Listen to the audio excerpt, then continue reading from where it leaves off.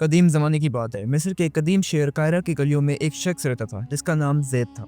ज़ैद एक आम सा सौदागर लगता था जो दिन भर बाजार में कपड़ों की दुकान चलाता, लेकिन रात के अंधेरे में वो एक माहिर चोर बन जाता। उसकी चालाकी ऐसी थी कि वो कभी पकड़ा न गया। वो रात को चुपके से अमीरों के घरों में घुस जाता और उनका कीमती सामान चोरी कर लेता। ज़ैद का खास तरीका ये था कि वो हर घर का नक्शा पहले दिन के वक्त बना लेता और फिर रात को उसे उस तरह इस्तेमाल करता जैसे वो उस घर का पुराना बाशिंदा हो। एक दिन बाजार में अपनी दुकान पर बैठा था कि उसकी नजर एक अजीमुल शान हवेली पर पड़ी जो शहर के वस्त में वाक़ थी। हवेली की बुलंद दीवारों, सोने से जुड़ी खिड़कियां और उसके दरवाजों पर लगे तांबे के ताले बता रहे थे कि उसके अंदर खजाना छुपा है। ज़ैद ने सोचा कि अगर वो इस हवेली में चोरी कर ले तो उसे कई साल तक कोई और चोरी ना करनी पड़े। उसने दिन भर हवेली के आसपास घूमकर उसके दरवाजों, खिड़कियों और रास्तों का जायजा लिया। उसे पता चल गया कि हवेली में एक बूढ़ा आलिम मौलाना रशीद रहता है जो तना है और लोगों के मुताबिक इस समात कमजोर है। ज़ैद ने सोचा कि ये इसके लिए एक आसान हदफ है। ज़ैद ने अपने दो दोस्तों इमरान और फारूक को बताया जो उसके पुराने साथी थे। ये दोनों अगरचे गरीब थे लेकिन चोरी जैसे काम करने से दूर रहते थे। वो बाजार में छोटे मोटे काम करके अपना पेट पालते थे। ज़ैद ने उन्हें अपने घर बुलाया और कहा, दोस्तों मैं तुम्हें एक ऐसी तरकीब बताता हूँ कि हम तीनों रातों रात मालदार हो जाएंगे, बस तुम्हें मेरा साथ देना होगा। इमरान ने कहा, ज़ैद हम तेरी बात मानते हैं लेकिन अगर ये कोई गलत काम है तो हम उसमें शामिल नहीं होंगे। फारूक ने भी कहा, हाँ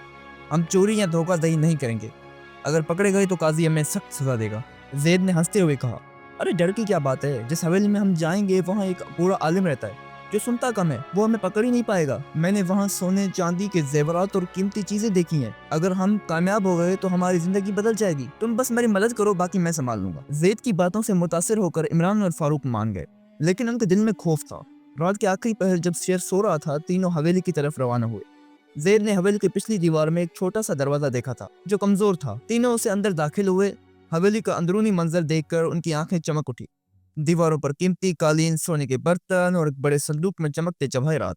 ज़ैद ने कहा, जल्दी करो, सामान बांधो। लेकिन जैसे ही वो सामान उठाने लगे उन्हें एक अजीब सी आवाज सुनाई देती है। हवेली के वस्त में एक बड़ा सा तालाब था और उसके पानी से छप छप की आवाज आ रही थी। ज़ैद ने कहा, यह शायद कोई परिंदा है, फिक्र ना करो। लेकिन अचानक हवेली की रोशनियां रोशन हो गई और मौलाना रशीद जो बूढ़ा और कमजोर सुनता जाता था एक बड़ी सी लाठी लेकर उनके सामने खड़ा था। उसकी आंखें तेज थी और चेहरे पर गुस्सा नुमायूं था। तुम कौन हो जो मेरी हवेली में घुस आए? मौलाना रशीद ने जोर से कहा। ज़ैद, इमरान और फारूक खौफ से कांप उठे। ज़ैद ने हिम्मत करके कहा, हम तो बस गलती से यहाँ आ गए, हमें माफ कर दें। मौलाना रशीद ने तंजिया हंसी के साथ कहा, गलती से? ये हवेली कोई आम घर नहीं कि कोई भटक कर आ जाए। मैं तुम्हारी चालाकी पहले दिन से देख रहा था। ज़ैद, तुम्हें लगता था कि मैं कमजोर हूँ, लेकिन मैंने तुम्हें बाजार में मेरी हवेली का जायजा लेते देख लिया था। मौलाना रशीद ने एक रस्सी खींची और हवेली के बाहर घंटियां बजने लगी। देखते ही देखते मोहल्ले के लोग और शहर के सिपाही हवेली में दाखिल हो गए। तीनों को पकड़कर हवेली के सहन में एक दरख्त से बांध दिया गया। मौलाना रशीद ने सिपाहियों से कहा, इन्हें काजी की अदालत ले जाओ, मैं सुबह खुद वहां पेश होऊंगा। अगले दिन काजी की अदालत में तीनों को लाया गया। मौलाना रशीद ने सारा वाकया बयान किया और कहा, काजी साहब, ये तीनों मेरी हवेली में चोरी के इरादे से आए थे। मैं ना तो बेरा हूँ न कमजोर, मैंने उनकी चाल पहले ही भांप ली थी। मैं चाहता हूँ कि इन्हें एक ऐसी सजा दी जाए कि कोई दूसरा चोर जुर्रत ना कर सके। काजी ने तीनों से पूछा, तुम्हारे पास अपनी सफाई में कुछ कहना है? ज़ैद ने कहा, काजी साहब, मैं तो इन दोनों को रहनुमाई के लिए लाया था, असल चोर तो ये दोनों हैं। इमरान और फारूक ने भी यही कहा, हम तो ज़ैद के कहने पर आए थे, हमें नहीं पता था कि वो चोरी करेगा। अब काजी के लिए फैसला करना मुश्किल हो गया था कि असल मुजरिम कौन है। तीनों एक दूसरे पर इल्जाम लगा रहे थे। काजी ने अपने बेटे खालिद को बुलाया जो अपनी जहानत के लिए मशहूर था।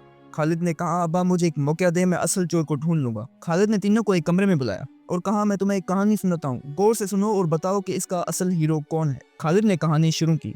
एक गाँव में एक लड़की रहती थी जिसका नाम आयशा था। उसका बाप बीमार था और उसके इलाज के लिए पैसे नहीं थे। आयशा ने अपनी बकरी बेचकर पैसे जमा किए और अपने बाप को लेकर शहर के हकीम के पास जाने लगी। रास्ते में एक जंगली चोर ने उसे रोक लिया और उसका सारा माल मांगा। आयशा ने रोते हुए कहा, ये पैसे मेरे बाप के इलाज के लिए हैं, अगर तुमने ये छीन लिए तो वो मर जाएगा। चोर का दिल पिघल गया और उसने आयशा को जाने दिया। आगे जाकर आयशा को एक दरिंदे ने घेर लिया। वो चीखने लगी। तब एक शिकारी वहां पहुंचा और उसने अपनी जान खतरे में डालकर आयशा को बचाया। आखिर में आयशा शहर पहुंची, लेकिन वहां एक धोखेबाज ताजिर उसे पैसे छीनने की कोशिश की।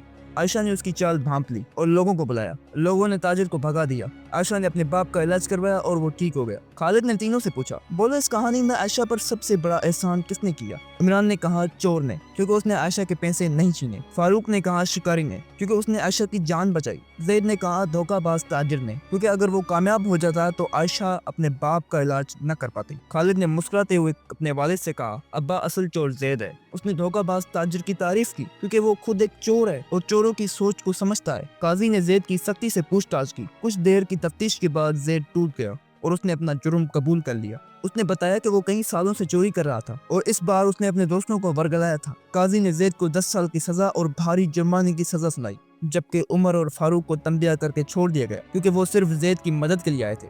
इस कहानी से हमें ये सीख मिलती है कि बुराई का साथ देना भी इतना ही जुर्म है जितना बुराई करना। अगर हम गलत कामों को रोकने के बजाय खामोश रहते हैं या उनका साथ देते हैं तो हम भी उस गुनाह में शरीक हो जाते हैं। हमें हमेशा सच्चाई और इंसाफ का साथ देना चाहिए ताकि हमारा माशरा पाक साफ रहे। उसके अलावा हमें अपने रोजमर्रा जिंदगी में होशियार रहना चाहिए। कभी भी किसी अजनबी के कहने पर उसका सामान ना उठाएं, क्योंकि हो सकता है कि वो आपको किसी जुर्म में फंसाने की कोशिश कर रहा हो। सच्चाई और होशियारी ही हमें मुसीबतों से बचा सकती है।